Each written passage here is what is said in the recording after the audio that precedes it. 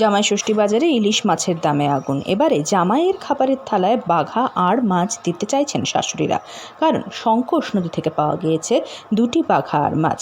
শঙ্কোষ নদীর ঘোলা জলে এদিন ধরা পড়েছে বিশাল আকৃতির বাঘা আর মাছ। ভুটান পাহাড়ে একটানা বৃষ্টির জেরে সমতলের বেশিরভাগ নদীগুলি ঘোলা জলে কিছুটা ফুলে ফেপে উঠেছে। যখন জল বেশি হয় তখন আসে। এই মাছটার ওয়েট কত ছিল?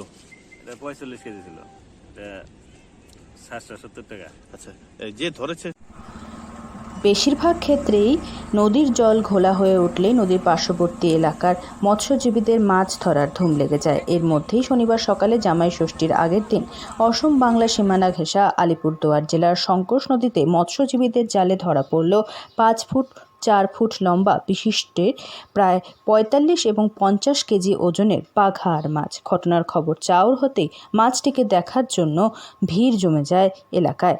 জানা গিয়েছে এর আগেও এই নদী থেকে বেশ কিছু বাঘা আর মাছ ধরা পড়েছিল। 30,000 এখন বিক্রি করবা কোথায়? এটা কোকরাদার পাড়ি আসবো। আচ্ছা, কি মাছ এটা? বাইগার মাছ। এটা কোন জায়গায় ধরা পড়লো? শঙ্কর ব্রিজ। শঙ্করসে? হ্যাঁ। আচ্ছা আচ্ছা, কার কাছে কিনলা তুমি? এই মাছ ওগুলো আছে ওই জায়গার পারে।